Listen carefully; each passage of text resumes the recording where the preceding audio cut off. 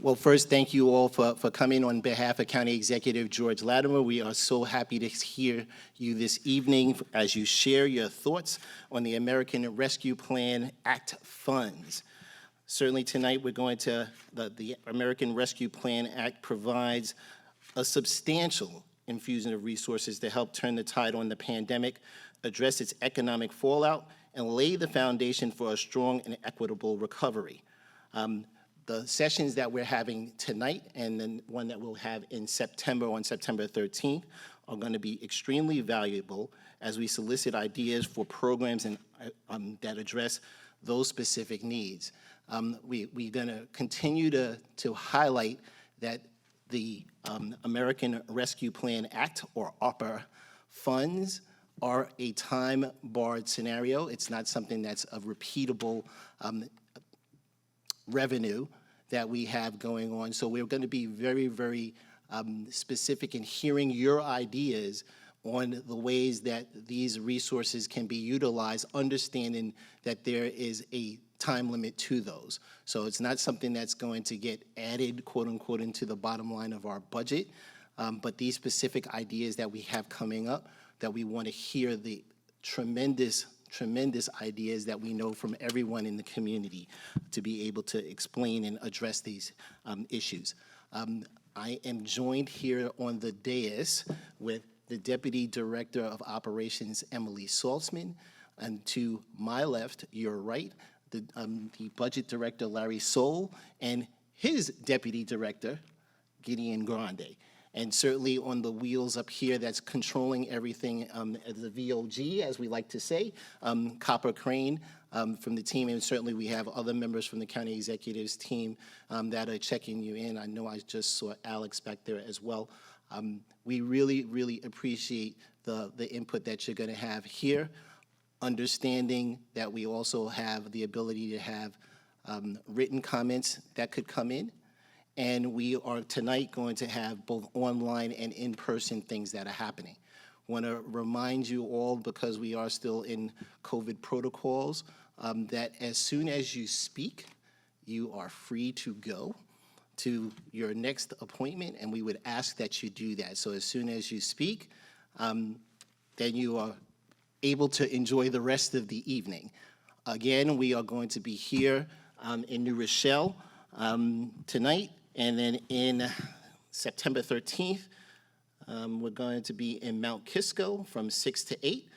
Certainly you can pre-register. Copper is going to give these the email address again to be able to do that for those that are here or watching at home. The email address to send your comments to is Westchester Forward, one big word, Westchester Forward, at westchestergov.com. And we are looking forward to hearing all of your comments. At this point in time, I'm going to ask the Budget Director, Larry Soul, to give some framework on the ARPA funds and to, again, explain carefully to all of us how the funds can be spent. Larry. Great. Thank you, Deputy County Executive. So I'm going to give a brief overview. The document that came out was issued back in excuse me, May. It was a 151-page document, so it was a little bit daunting to go parse through that to find out what the actual rules are. So I'm going to give a very high-level overview, but there are also some very specific rules in terms of how these funds may be used by the county. The American Rescue Plan Act, otherwise known as ARPA, was signed into law on March 1st, 2021. On May 10th, the Department of Treasury issued the interim final rule, along with frequently asked questions and a fact sheet which provided guidance on the $363 billion program. The county, Westchester County, was allocated $187.9 million under this fund. We received one half of that amount, or $93.9 million on May 19th, 2021. So while we've received that money, we have not claimed any expenses under this allocation at this point. That's not to say that we haven't incurred COVID-related expenses. We continue to do that because we have many initiatives that we are undertaking to address the impacts of COVID. But at this point, we're going through the public process, a transparent process, to determine how we will utilize these funds. It's anticipated we'll receive the other 50% of the funds sometime in May of 2021, or 12 months after the first allocation. So the funds will be accounted for on our balance sheet as deferred revenue, and as we have expenses that we claim, we will take it into revenue. So at this point, we have not claimed any expenses. We have until December 31st, 2024 to expend the funds. That's not necessarily that the funds have to go out the door, but we have to have the funds obligated by that time frame. The funds actually have to be spent by December 31st, 2026. There are 5 primary categories that governments may invest the funds in. The first one is to support the public health response. Number 2, address negative economic impacts.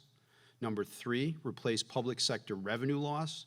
Number 4, premium pay for essential workers, and that's not just county workers, that can be workers that are out in the private sector as well, providing essential services. And number 5, for water, sewer, and broadband infrastructure. So those are the 5 broad categories. Funds may cover costs that were incurred from March 3rd, 2021 through December 31st, 2024. One exception is that premium pay may be retroactive to January 27th of 2020. Under the American Rescue Plan, or ARPA, the use of the funds there's more flexibility than, say, under the CARES Act for those who are disproportionately impacted by the COVID pandemic. So that includes, they specifically discuss qualified census tracts, which we have a number of those in the county. So if the funds are used in the communities and businesses in qualified census tracts, there's more flexibility under the ARPA for utilization of those funds. So in terms of supporting the public health response, these include subcategories for treatment and medical health services, enhancing behavioral and mental health services, supporting local health and safety workforce, improving design and execution of health and public health programs, and addressing disparities in public health outcomes. So these services include, and I won't go through all of them, but examples are community health workers who help residents access health services and resources that address the social determinants of health, and public benefit navigators that help residents navigate and apply for federal, state, and local public benefit services. Next is addressing negative economic impacts. So there's assistance can be provided to households. Examples of that would include food assistance, rent, mortgage, utility assistance, counseling and legal aid, cash assistance, to name, and there are also a number of other uses under that category.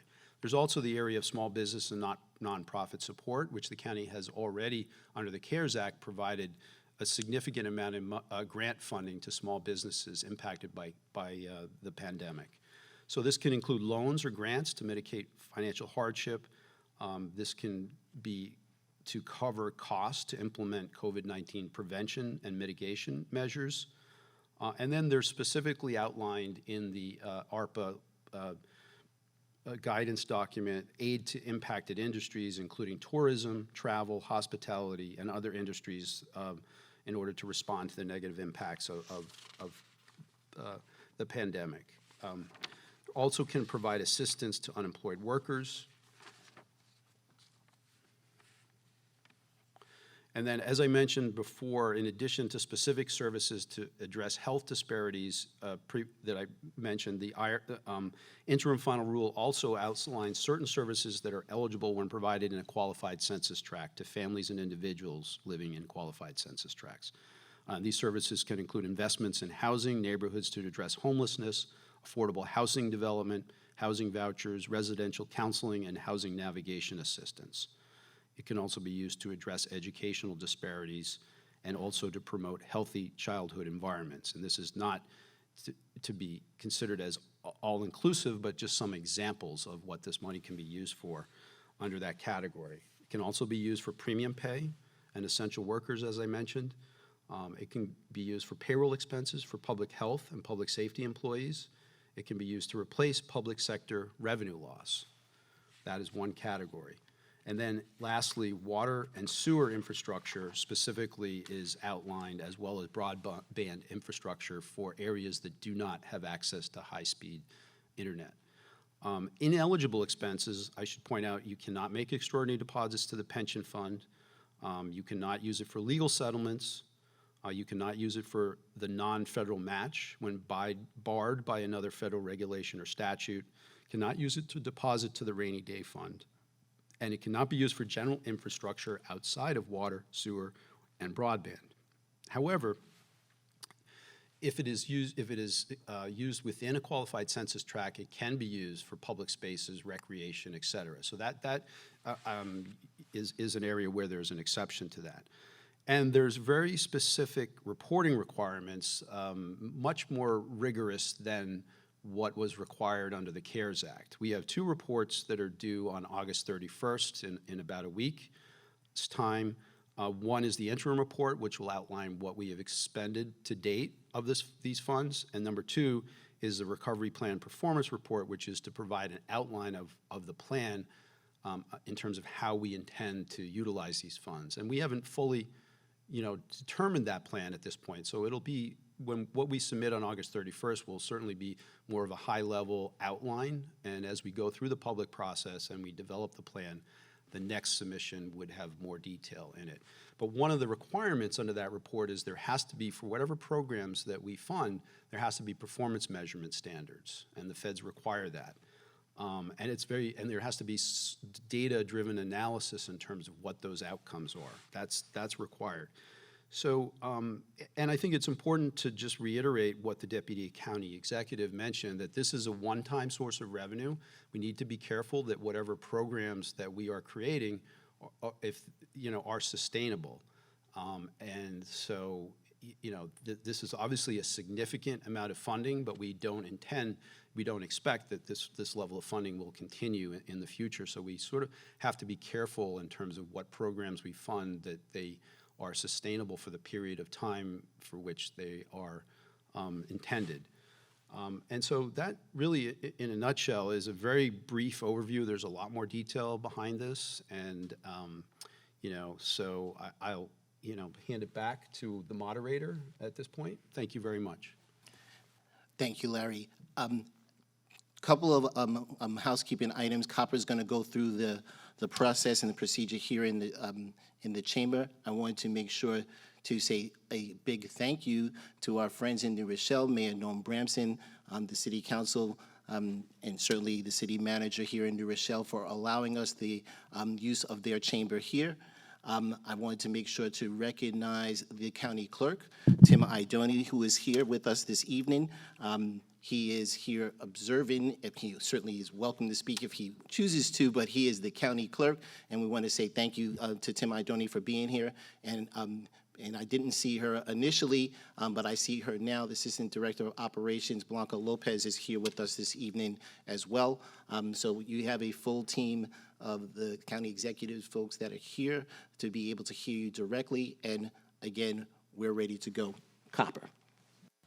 Thank you, DCE, and thank you also to Deputy Director Saltzman and Director Soul and Deputy Director Grande. I'm going to run through some really brief housekeeping things. So first and foremost, everyone, please keep your comments to no more than 3 minutes. If you go a little bit over, that's obviously okay. When you are 30 seconds away from the end of your time to speak, I will raise a yellow placard like this. When your time to speak is exhausted, I will raise a red placard like this. Obviously, I'm not expecting you to immediately stop speaking. If you can wrap your comments up in 1 or 2 seconds, that's great. But, obviously, when you see the red placard, please do conclude your remarks. If you do need to submit your written comment, as was mentioned earlier, please do email it over to westchesterforward@westchestergov.com. Again, that's westchesterforward@ one word here, westchestergov.com. And if you need any additional assistance or any of this information, please don't hesitate to grab one of our staffers and ask for that information. As was also previously mentioned, our next meeting on this topic will be on September 13th in Mount Kisco at the Mount Kisco Public Library from 6 to 8 p.m. You can also send an email to that email address. Again, it's westchesterforward@westchestergov.com if you would like to register in advance for that meeting. So we are going to start out now with our initial comments on how Westchester County should spend its ARPA funding from the federal government. We're going to begin firstly with the folks who are here in person. We are doing so in accordance, sort of nodding towards the coronavirus pandemic. We're hoping to get through everyone's comments and hopefully clear things out. And then we will move on to the folks who are here digitally. If you would like to stay and observe, you are free to do so, but we are also obviously encouraging you to leave if you are comfortable doing so. This entire meeting will be uploaded to YouTube afterwards. We are recording it just to make you aware of that fact. And with that, that's pretty much all of the housekeeping. If you have any additional questions or if you need any more information, please don't hesitate to go to Sebastian. He's the young man in the blue shirt in the back. Please don't hesitate to go to Kyle. Kyle is the young man in the blue shirt with the gloves on in the back, or Blanca Lopez, who's got the red on in the back as well. Thank you all for attending. I'm going to read from the speaker cards that we have, and we're going to go in the order that you all signed up to speak. I just want to add, if you are speaking and would like to remove your mask while you're speaking, that's totally fine. So please feel free to do so if it's easier. Thanks. Absolutely. Thank you, Emily. So first off, we have Ms. Judith Watson. Judith, are you here? Thank you so much. Everyone. Good evening. I am Judith Watson, CEO of the Mount Vernon Neighborhood Health Center, Deputy County Executive Jenkins, and members of the County Executive Team. Good evening. Thank you all for giving us the opportunity this evening. I'm here in two capacities this evening. One is a member of the Board of Directors for Nonprofit Westchester, and you'll hear from our CEO, Jan Fisher, a little bit later this evening. But secondly, I'm here in the capacity of CEO of the Mount Vernon Neighborhood Health Center, and I know that I'm preaching to the choir, so I'm not going to go on and on this evening. We've been in the community for 50 years, providing healthcare services to over 20,000 registered patients with about 130,000 annual patient visits.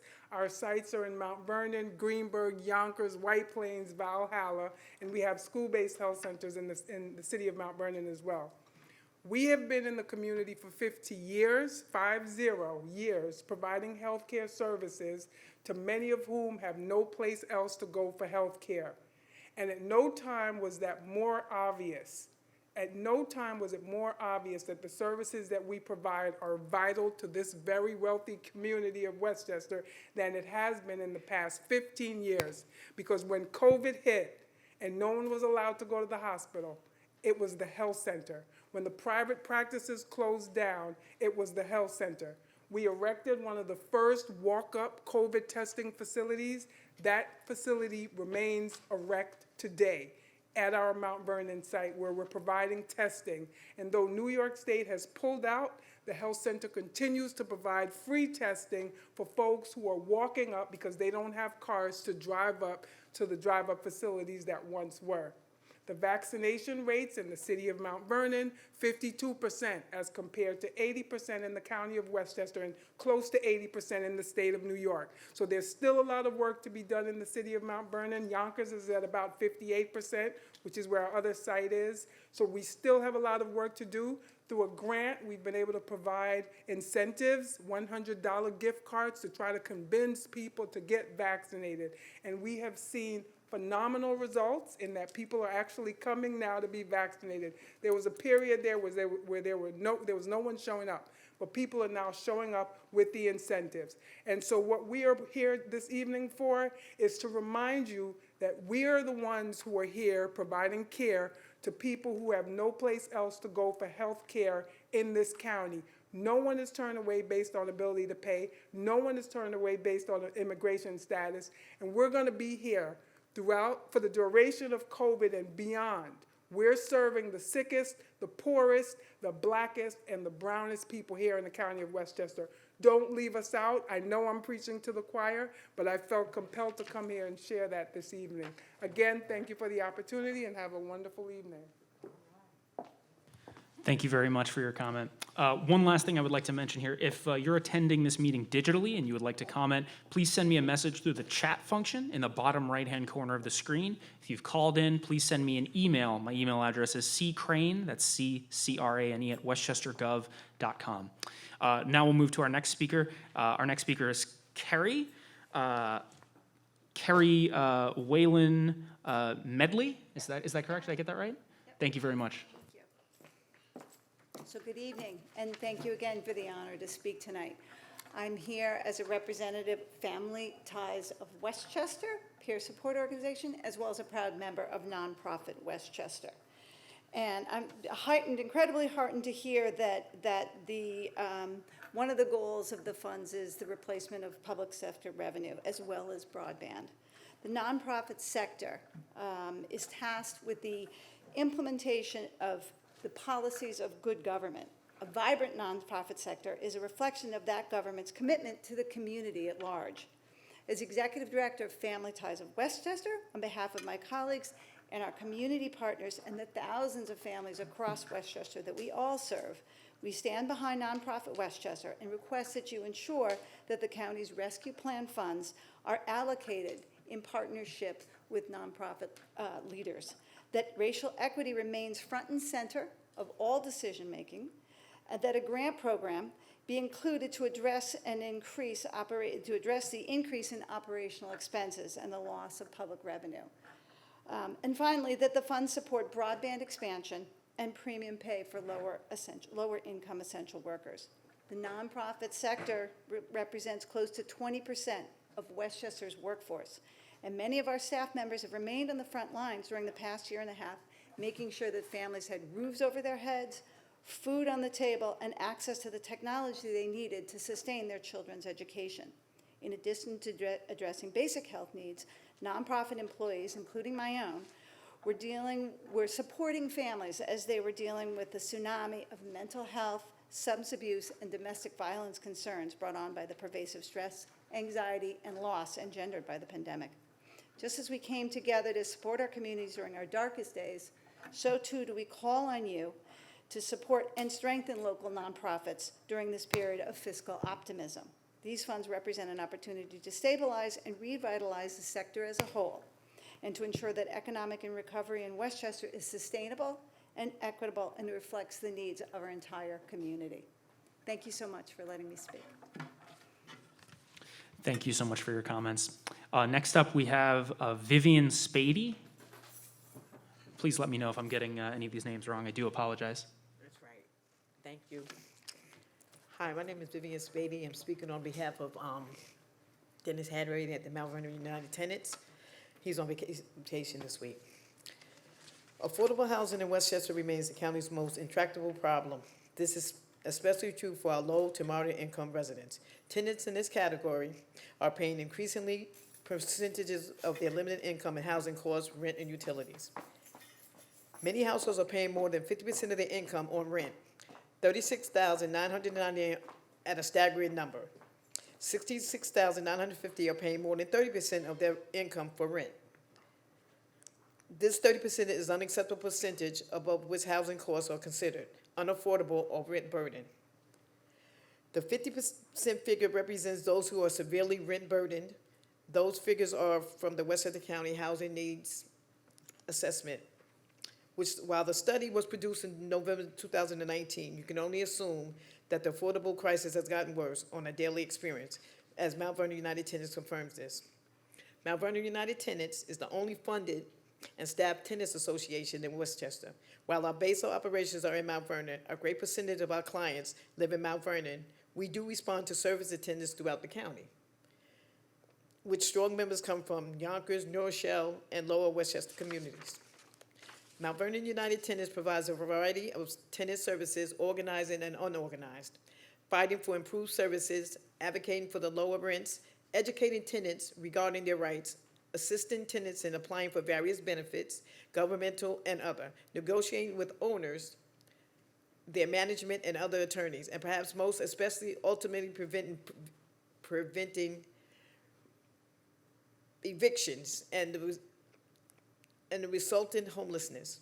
We do go through a wide variety of activities, both legal and administrative. We are extremely successful, stopping the great number of evictions, normally well over 100 a year, and keeping our clients in their permanent homes and out of extremely expensive, approximately $4,000 a month, emergency shelter system. When you talk about cost effectiveness, Mount Vernon United Tenants takes a backseat to no one. Each year, Mount Vernon has to struggle to pay limited staff, begging and borrowing to make ends meet. The American Rescue Plan Act provides the perfect opportunity to grant Mount Vernon United tenants the ability not to only purposely sustain the operations, but to expand them to serve more to low to moderate income tenants. Mount Vernon's eviction prevention efforts already saved the county millions of dollars in emergency shelter costs. A substantial grant of ARPA funds would dramatically increase that savings. I hasten to point out to you once again, Mount Vernon is the only funded and staffed tenants association in Westchester. We have a 40-plus year history by providing principal services to all our tenants, but most especially to those of low to moderate income. I honestly believe that Mount Vernon United Tenants provides the biggest bang for your buck for Westchester County. A substantial grant for the ARPA funds will make that bang louder and louder. This is a perfect opportunity for a real win-win. Please make this happen. Thank you. Thank you very much for your comments. Our next speaker is going to be Supervisor Peter Parsons. And if you have written comments that you want to leave with Kyle, Peter, or Blanca, when you're leaving, you can do that as well.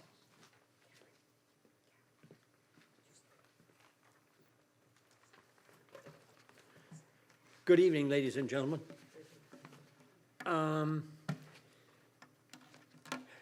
I have a series of questions which are not as dire, quite honestly. Well, they're not requests for county funds.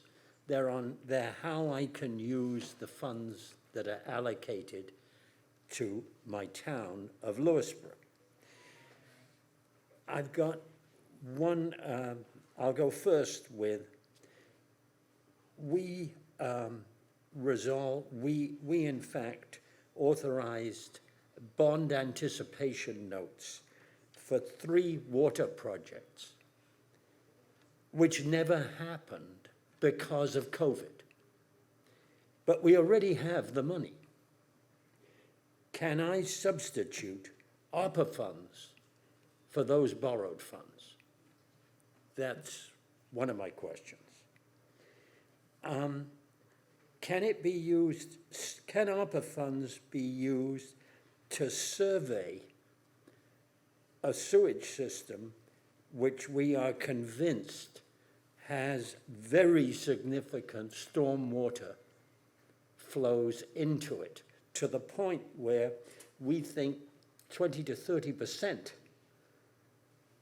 of the water going into, of the effluent going into the sewage plant is in fact stormwater. That could be almost as expensive as actually fixing it. It's a big problem. We have an association library in Lewisburg, and we are not normally allowed to provide any capital funds to an association library. But at the moment, they need capital funds to improve their technical capabilities and connections with other libraries. I am hoping that the broadband umbrella will allow the town to use ARPA funds to help them. Finally, you talked about getting in a report by August 31st. I'm not sure if that applies to a small municipality like ourselves.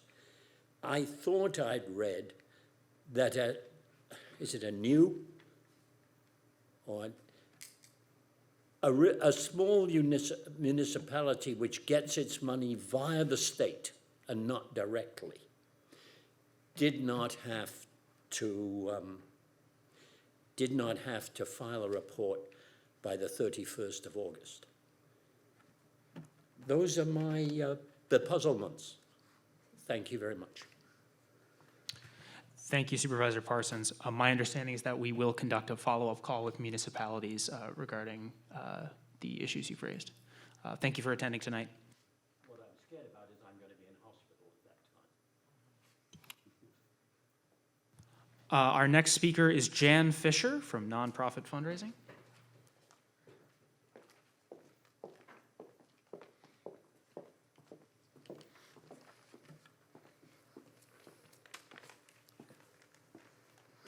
Hi, everyone. Thank you, Deputy County Executive Jenkins, and everyone for this opportunity to speak tonight and to give comments on the American Rescue Plan Act funding. A special thank you to our partnership during the pandemic and for all the incredible work that you've done in partnership with the nonprofit sector. I'm actually going to cut my comments almost in half because you've heard a lot of it and you're bound to hear more. So I'm going to focus on two things that I think are really critical coming out of the pandemic. One, center racial equity from the onset.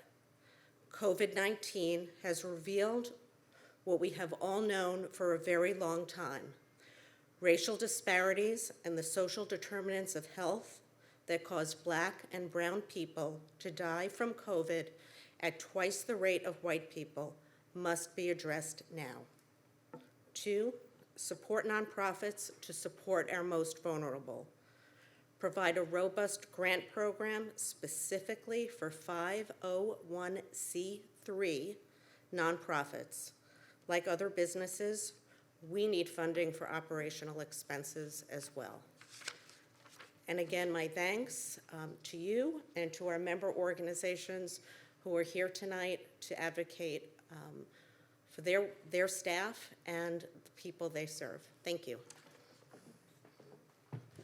Thank you very much, Ms. Fisher. Next up, we have Michael Romita with the Westchester County Association.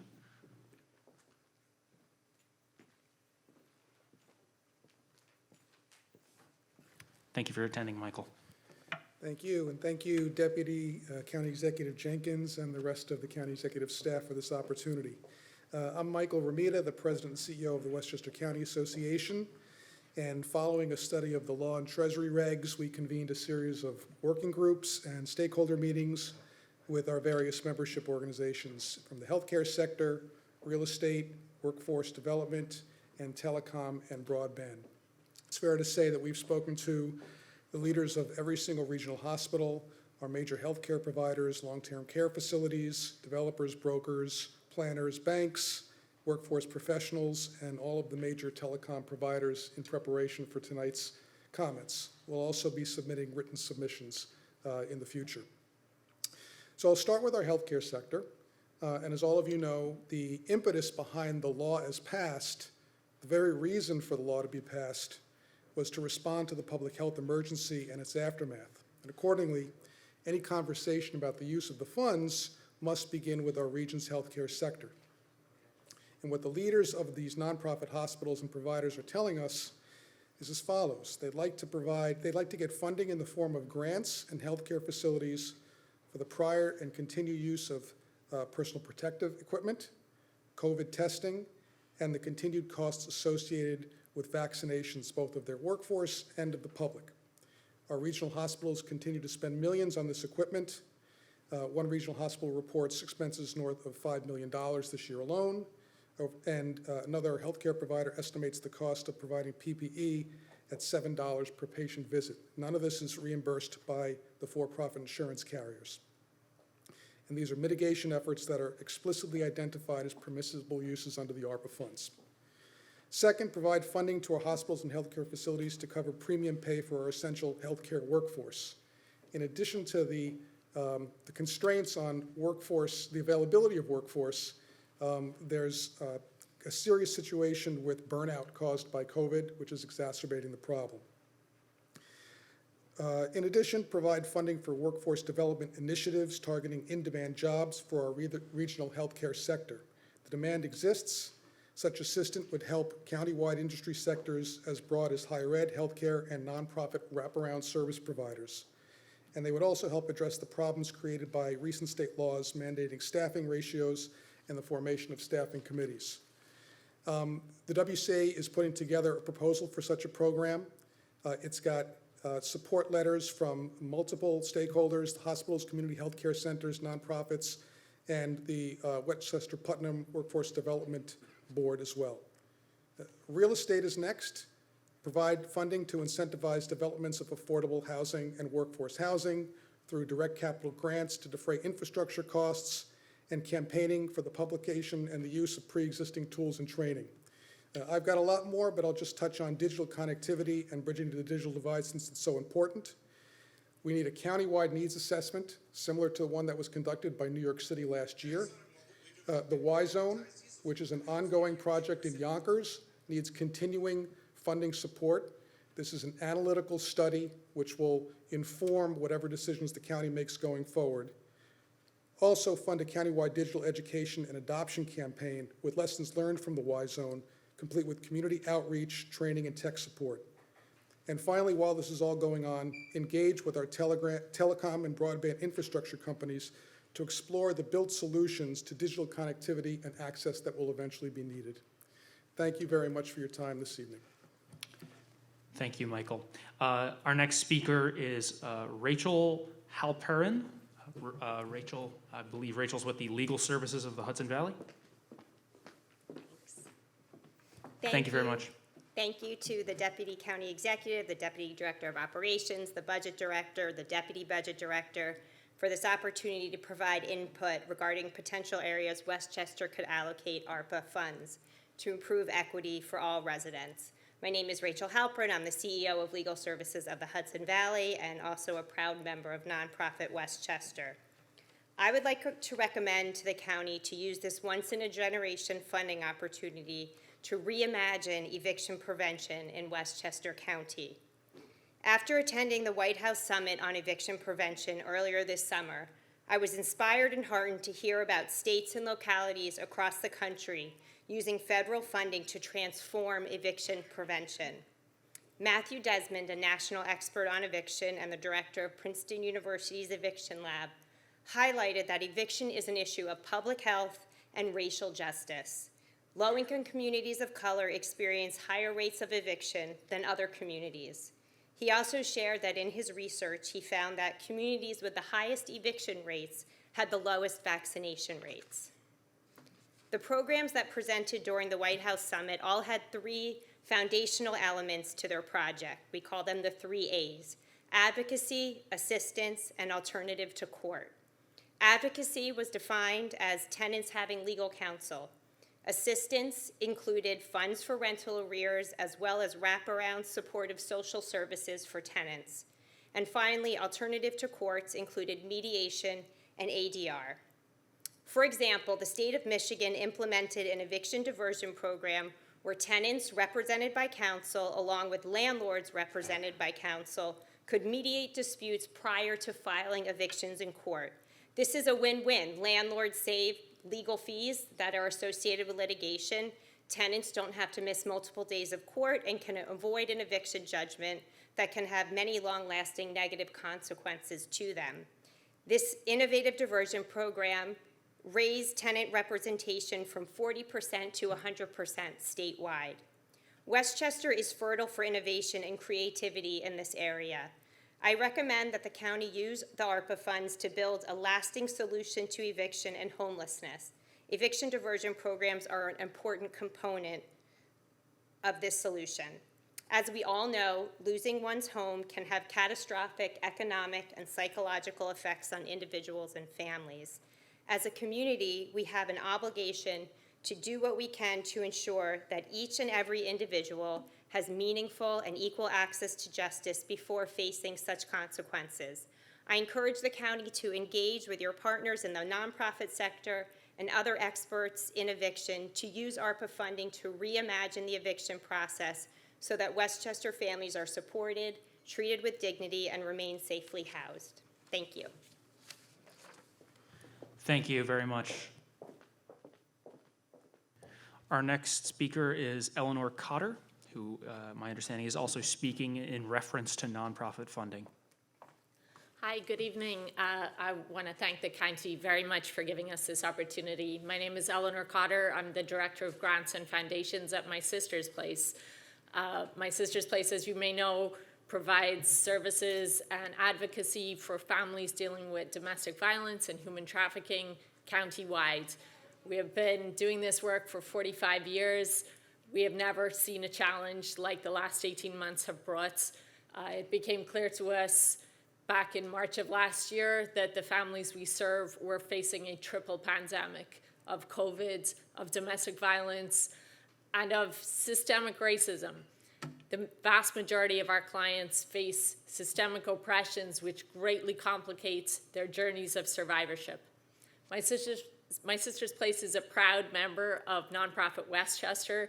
We strongly support the argument put forward by nonprofit Westchester for the use of these funds because we know that it will assist nonprofits such as ours to reach the most vulnerable people in our county. Our staff continue to work throughout this pandemic under great stress. Our services never stopped being provided. Our shelter remained open even during the most difficult days of the pandemic last year.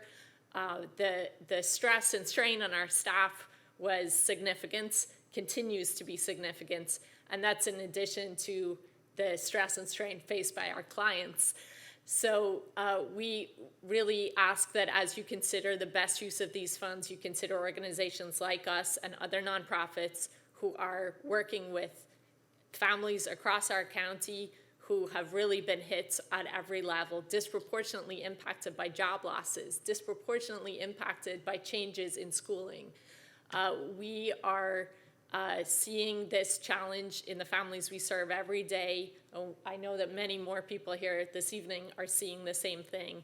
Serving nonprofits directly is the best way that we can help the most vulnerable in our community, that we can make sure equity is part of our recovery, and that Westchester County comes through this period stronger than we've ever been.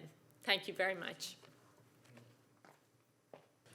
Thank you for your participation and your comments. Our next speaker is Jeanette Gisbert with Volunteer New York.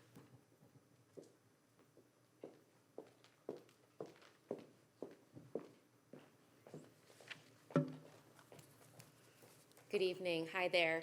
I'm Jeanette Gisbert. I'm the Executive Director of Volunteer New York, and I'm also here today as a proud member of nonprofit Westchester. Volunteer New York is a unique organization in our community. For over 70 years, we've served as the bridge between volunteer needs of local nonprofits and people of all ages and stages in life who are eager to help.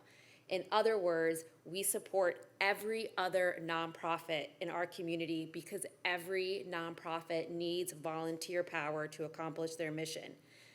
And the world has changed dramatically in the last year, and COVID challenged how it is that we delivered our mission. But over and over again, we saw how people power, people who once they figured out that they were going to be okay and that their neighbors and their families were going to be okay, came to Volunteer New York seeking those opportunities to give back. And in fact, over the New York shutdown period, we saw an over 100% increase in individuals coming to our website seeking opportunities to engage and support their neighbors. Last year, our dedicated team worked with over 300 nonprofits to inspire and mobilize over 35,000 individuals, families, and groups to volunteer locally. Together, these volunteers contributed over 400,000 hours of service and a value of almost $13 million towards our community. These volunteers helped small businesses secure PPP loans.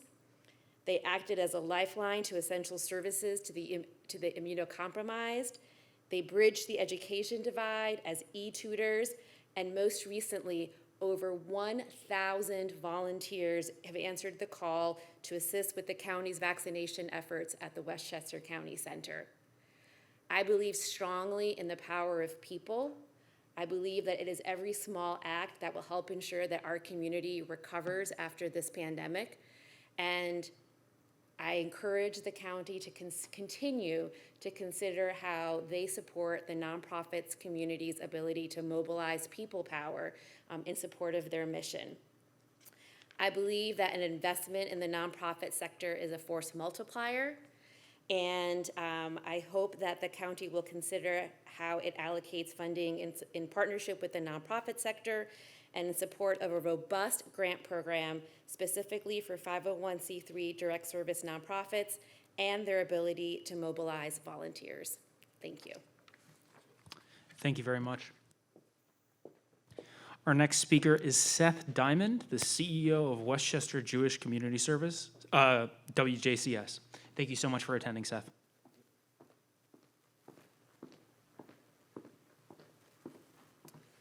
Good evening, Deputy County Executive Jenkins and members of the panel. My name is Seth Diamond. I'm here both as the CEO of Westchester Jewish Community Services and as a board member of Not-for-Profit Westchester, whose executive director you've already heard from. First, I want to echo Jan Fisher's comments in thanking the Deputy County Executive and your whole team for the collaboration during the pandemic.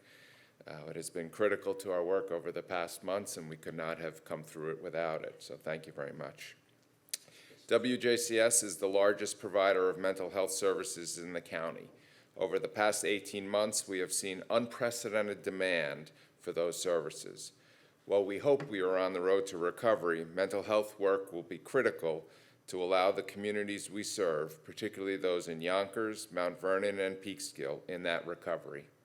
I urge you to use this special funding to help mental health services.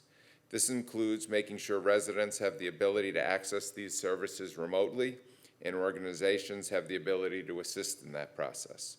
We also must ensure that we have culturally competent care, and investing in the recruitment and development of clinicians of color will help ensure the success of mental health services. Finally, individuals should be able to access mental health services where they are, in schools, in workplaces, and in recreational locations. Placing those services in non-traditional locations will allow for easier accesses in a welcoming and accessible environment. Thank you very much and appreciate all your attention and look forward to working with you. Thank you very much, Seth. Our next speaker is Linda Bagley from the National Council of Negro Women. Thank you for attending, Linda.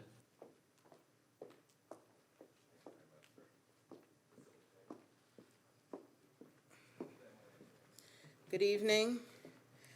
Good evening to Deputy County Executive Jenkins and to the officials that are assembled.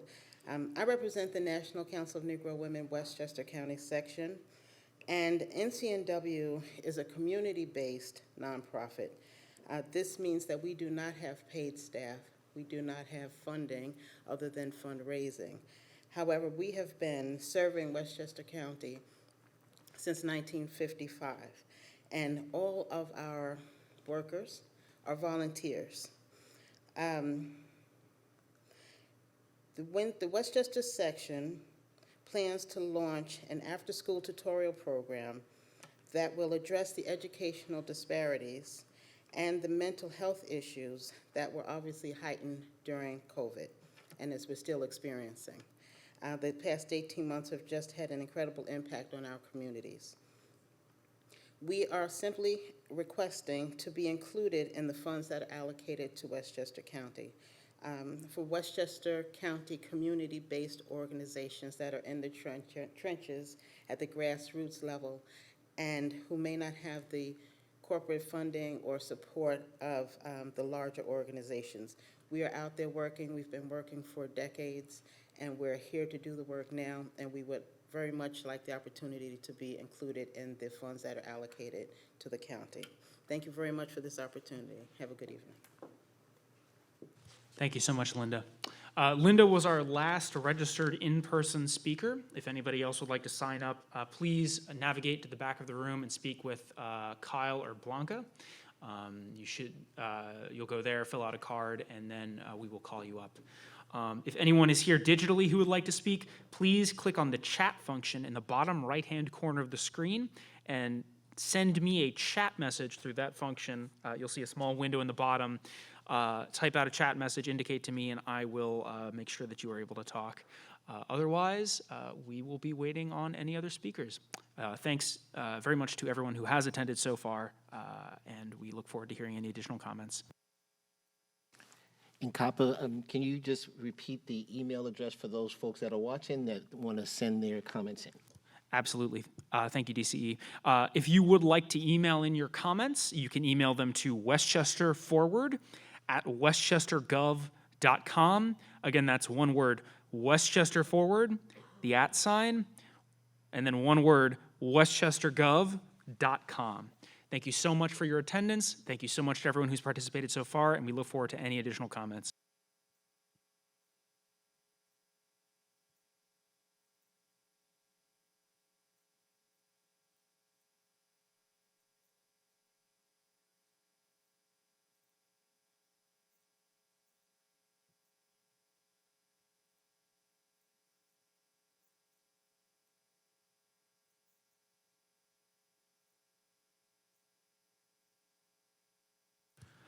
Okay, we have one additional speaker here in person. So this is Miss Jennifer Ryan Safsell, the CEO of the New Rochelle YMCA. Good evening, everyone. Hi.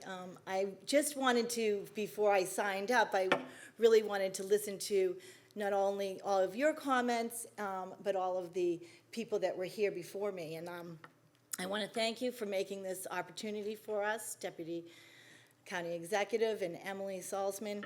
Both have been very helpful to the New Rochelle Y with remote learning, with funding and advice, and we appreciate all the Westchester County does for the New Rochelle Y and so many others. I do have to say that through all of this, we have reimagined the New Rochelle Y and found a silver lining, but we've also noticed what most people have, which is the families that were economically able to have tutors or coaches or their own private gyms did a lot better than those who really counted on the schools and the Ys and the JCCs and other things. So as we look at funding, I think it's important to work closely together to find whatever opportunities we can for outdated buildings to get help. How can we work together to make sure that there's ways for the elderly to get to these community centers? And I echo the need for mental health. We also noticed when we did a assessment in our Bell Excel program this summer, a big slide back in the students' ability to really focus. And so last year, we were open for summer care for 45 students during the pandemic, and this year we had 115. And the parents were so glad to have our help. Well, they go to work knowing that the children were taken care of and were learning things and having new opportunities. So I want to thank you for all you've done, and I look forward to working together with you and others in the county and others that we may be able to pull things together to have grants maybe to another organization, but housed somewhere like the New Rochelle Y. So thank you for all you're doing, and I look forward to working with you in the future. Thank you so much, Jennifer. At this time, we have no additional speakers. We will hang out and continue to wait for any additional speakers. Again, if you're here physically, please just speak with Kyle or Blanca in the back of the room. If you're here online, send me a message through the chat function in the bottom right-hand corner of the screen. If you would like to submit your comments digitally, you can do so by sending an email to westchesterforward@westchestergov.com.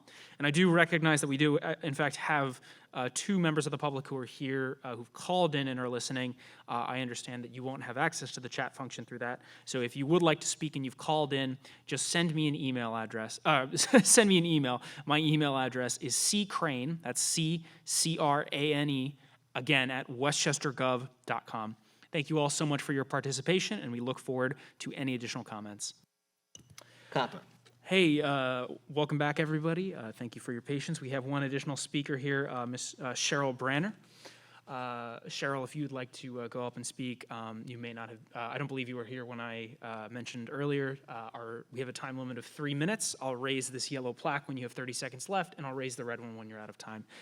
Thank you so much for coming to speak today. We really do appreciate your participation. And feel free, if you're comfortable, while you're speaking, that you can take your mask down. Oh, okay, good. Appreciate that. Good evening, everyone. I'm Cheryl Brannon. I'm founder of Sister to Sister International, and we're a nonprofit that is multifaceted, that works with various different community organizations to empower Black women and girls in Westchester County. We recently published a research report, and the 4 areas that we focus on are health and wellness. And one of our priority areas under health and wellness is Black maternal health. So that said, I think we all know the stats. We know that we're in a dire situation, and we really need to garner the resources to help support improving Black maternal birth outcomes. So that said, Sister to Sister International has a collective impact group. Funding would certainly help us to have a point person to help coordinate all of our activities under the Black maternal health umbrella. So certainly we'd ask for your support in that regard. In addition to STEM and STEAM, we have been a premier organization supporting Black women and especially girls in terms of developing STEM and STEAM competencies. We know that STEM and STEAM jobs tend to pay twice as much as non-STEM and STEAM jobs. So we really have done a great job creating a pipeline. And to the extent we can get additional funding in support of our educational activity under the rescue plan, that would be great. And then finally, I'll just say in the area of economic prosperity, pay equity, and entrepreneurship, we know that Black women are jumping in and becoming entrepreneurs at wonderful, wonderful rates, or I should say at mass rates. However, we want to make sure that they have the kind of support that they need to grow their businesses. So additional funding to work certainly with what the county already has in place will be very helpful. Also, as it relates to pay equity, we would love to work with the county to work with human resources and determine what the current state is as it relates to pay equity, and not only for Black women, but across the board. We believe that the county can be a role model in this arena, and certainly doing a study and showcasing the county would be a great opportunity as well. We all know that all of that takes funding. So those are the 3 areas that I would like to lift up this evening and certainly ask for consideration for funding. And we all know that when we do better, the county does better. Thank you very much. Thank you very much for your comments. At this time, we do in fact have one digital speaker. This is going to be Miss Nikki Han. Nikki, I'm going to promote you to panelist right now, and you should be good to make your remarks. Nikki, are you there? Hello. Hi, how's it going? We can hear you. Oh, wonderful. Thank you. Thank you for the opportunity to speak this evening. And I too am a proud NPW member. My name is Nikki Han. I'm the Director of Development and Strategic Initiatives at the Women's Enterprise Development Center. And I'm here this evening to implore you to prioritize investing in small businesses. Barbershops, restaurants, home-based childcare centers, and brick and mortar storefronts have long been the fabric of our communities here in Westchester County. In fact, it's a driving force behind how and why families flock to this county and lay down roots. Our small businesses make our towns and villages who they are. The Women's Enterprise Development Center, or WEDC as we're known in the community, empowers entrepreneurs to build successful businesses by providing high-quality training programs, advisory services, and access to capital to generate economic growth in Westchester County and the Hudson Valley.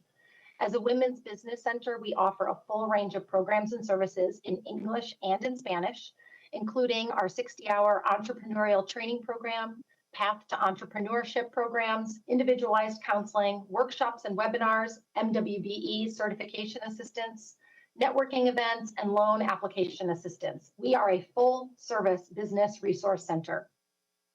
Through our training programs and services, WEDC opens the door to business ownership for low to moderate income women and minorities right here in our community and enables them to create profitable businesses to support themselves and their families, which we know not only strengthens our communities, but benefits us all.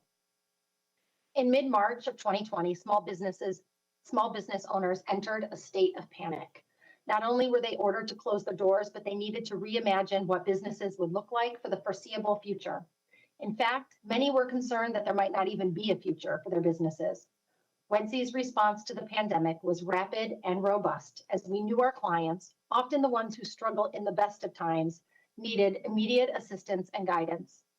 By the end of that month, we were conducting all of our training programs and counseling sessions virtually, and our staff was working remotely. We continually provided the latest information about resources and grants available, especially the SBA's PPP and EIDL programs. Most of the technical assistance that we conducted focused on accessing and completing these various loan and grant program applications. We offered numerous workshops on how to pivot, remain resilient in uncertain times, and leverage technology to accommodate social distancing guidelines. Of major concern to us was how to effectively reach our clients who speak Spanish, with many of them lacking access to computers. Fortunately, we were able to secure funding to provide Chromebooks to these clients. In addition, we continued to work closely with our economic development partners to reach communities hardest hit. While we accomplished a great deal last year, much more work remains to be done. The small business sector is still in a fragile state and urgently in need of ongoing support and assistance. Small business owners, especially low to moderate income women and minorities, are suffering greatly and need our help now more than ever. WEDC remains committed to supporting these small business owners to ensure they remain the vibrant fabric of our community, and we ask that you consider investing in this as well. Thank you. Thank you for your comments, Nikki. I'm going to move you back to the attendee room now. We do very, very, very much appreciate you taking the time to come speak with us. We do have a number of other folks here digitally, but I haven't gotten any other requests to speak. Again, if any of you would like to speak, please just send me a message through the chat function. You can click the chat icon in the bottom right-hand corner of the page. If you are here by phone, I see we still have one remaining phone user. Please send me an email. My email address is ccrane, that's C-C-R-A-N-E, @westchestergov.com. And I will make sure that we coordinate to get your thoughts heard. Additionally, one more time, just for the record, if anybody would like to submit their comments to us digitally, you can do so by emailing them to Westchester Forward, one word, Westchester Forward, @westchestergov.com. Again, thank you all so much for your attendance. Thank you so much for your participation, and we look forward to hearing any additional speakers. We want to thank everyone that participated in tonight's very first session for the American Recovery Act dollars, the ARPA funds, to be able to participate tonight. We want to say thank you again to New Rochelle, the city of New Rochelle, Mayor Noam Bramson, the city manager Chuck Strom, all of the folks that helped make sure that everything was together for this evening. We want to let you know that the next session is going to be in Mount Kisco. I'm going to pass a copy to give the full details in Mount Kisco on September 13th. The timeframes will be the same. Tonight's session will be available shortly, and we will make sure to let everyone know how you can participate then. I want to thank the Deputy Director of Operations, Emily Saltzman, Budget Director Larry Soul, Deputy Director Gideon Grande, certainly Copper, Crane, the entire team, Kyle, Peter, Blanca, and everyone else that was here. Our tech team that made sure that it kept it hot and made sure that everything was good. And certainly Core BTS, and certainly the County Executive George Ladman is inviting you to not only participate now, you can go to Westchester, you can email your comments to Westchester Forward, one big word, Westchester Forward, @westchestergov.com. We will certainly continue to take email directly from all of our folks that are out there, and certainly sign up for the following session. So we'll ask COPPA to do that. And again, thank everyone for their participation, whether in person or online this evening. Thanks, COPPA. Thank you all again for your attendance. As DCE Jenkins said, our next session will be on September 13th at the Mount Kisco Public Library from 6 to 8 p.m. To reiterate, if you would like to submit digital comments, you can email them to westchesterforward@westchestergov.com. At this time, we have no additional speakers, so we are going to close it out. Thank you very much to everybody, and have a good night and stay safe.